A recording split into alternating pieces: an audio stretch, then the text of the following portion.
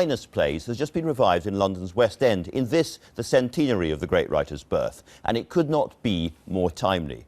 A View from the Bridge addresses issues like illegal immigration and inappropriate relationships with minors in a production that feels bang up to date. That great film and TV star, Marr takes the lead as Eddie Carbone, a Brooklyn docker whose love for his niece drives him towards destruction, like a figure from a Greek tragedy. When we met recently, Marr began by explaining the dilemma that bedevils his character. He's an Italian Catholic. He's promised a dying woman he's going to take care of this girl. So when these guys come in and she falls in love with one of them, he finds it really difficult to cope with, partly because he's very affectionate towards her as she is to him, but he doesn't trust the guy that she's fallen in love with. If the traditional description of tragedy is the fall of a great man because of a flaw, the flaw in your character, Eddie's character, is this relationship with the niece. There is something going on in his head about her which is, to say the least, inappropriate. You know, he is a great man. He works very hard. He's brought her up. He's taken care of his family, and he's liked on the docks. He does what he's supposed to do. But he is just, I think he's fallen in love with his niece. That's what happened over the past few years, because she's on the cusp of womanhood. She's now 17, and she's still behaving like a girl with him, and he's still behaving like a doting father with her. But the audience and the wife, Beatrice, can see that the relationship is no longer appropriate. The truth is not as bad as blood, Eddie. I'm telling you the truth. Tell it goodbye forever. That's what you think of me?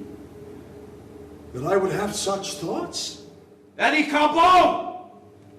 Yeah, Marco. Eddie Carbone. Eddie Carbone. Eddie Carbone! He doesn't have the education or the kind of emotional experience to understand what his feelings are. And sometimes Eddie's played as a sexual predator, you know, that he is interested in her sexually, but I can't see that in the text. I think the point is that he's absolutely enamoured of her and has fallen in love with her. Yeah. The other extraordinary thing about this play, in terms of the contemporary resonance, is that it's about illegal immigrants at one level. There are two illegal immigrants coming from an area of Italy, which of course now people are trying to migrate into from North Africa. Yeah. Were you aware when you were rehearsing and preparing this piece of that resonance? Yes, we kind of understood that these guys come from another place, so they are the catalyst, really. There's a moment in the play where Eddie smokes a cigar, and that's the last moment of his life as we know it, because the next minute they walk through the door, and they're coming from somewhere exotic. Catherine describes them as coming from somewhere where they have fountains, where oranges grow on the trees. You know, it's a threat, it's something different. So the irony that people are now trying to get into that country is, you know, is not lost on anyone. So your character, Eddie, do you think there is anything of Arthur Miller in Eddie? I think so, because he worked on the docks for a while. I mean, he worked on the Brooklyn docks, Arthur, and all of this play comes from interviews that he did with dockers. And of course, the relationship between an older man and a younger woman could have resonance with his relationship with Marilyn Monroe, and he was in that relationship, I think, at the time he wrote this play. Now, it's for people who come to see it, they will see it's a very austere staging. You have the whole play in what is effectively a perspex box. Why is that? I think the director's idea is that there are some plays that are lost beneath the weight of their tradition. With this one, it's often played, you know, it's a Brooklyn docker's house, it's all the gear, it's all there, it's the Italian thing. And in fact, Stanley Tucci, who came to the opening night, said that he'd seen the play many times and he loved our version because he often got offended by the way Italians were portrayed, you know, people acting Italian and doing the whole Italian thing.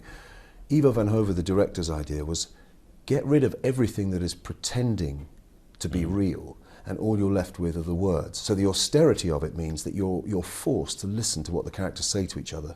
Consequently, the thing is like a juggernaut. Now, people who know you from the screen will think of you as the ultimate baddie, because you've been a baddie in so many films. Did you feel before you took this part that you'd done enough of baddies, it was time to do something else? That's why you took a kind of heroic role? I took the role because it's just incredibly well written. Yes, it's so multi-layered. No, not at all, not at all, because I have been asked that before, because he's often played as a, you know, homophobic, misogynistic bully. So essentially he's not a nice guy, but I didn't see that in him. I saw a good guy basically trying to do his best, but consequently mucking everything up and causing the tragedy. The villain thing is great fun, I have to say. You just like playing villains? Yeah, I mean, they are you know, America has a culture of heroes. So a lot of the American actors want to play the hero. They want to... And they want a Brit for the villain a lot of the time. Well, I think we grow up with Macbeth, Richard III, Coriolanus. We're not afraid of it. Whereas the Americans grow up with Homecoming King, you know, you can be president if you work hard enough. Yeah. They have this culture of the hero, and we're not afraid of the culture of the villain. So there's a very honourable roll call of British actors who've found their way over to Hollywood playing villains. Let me ask you about a couple of the new films out at the moment. Kingsman, which is a kind of massive spoof on all sorts of different films. There you play a good guy for once. Yeah. And, you know, he's a lovely guy, but I miss the fireworks. As some of you will have learned last night, teamwork is paramount here at Kingsman. We're here to enhance your skills, test you to the limit. Which is why you're gonna pick a puppy.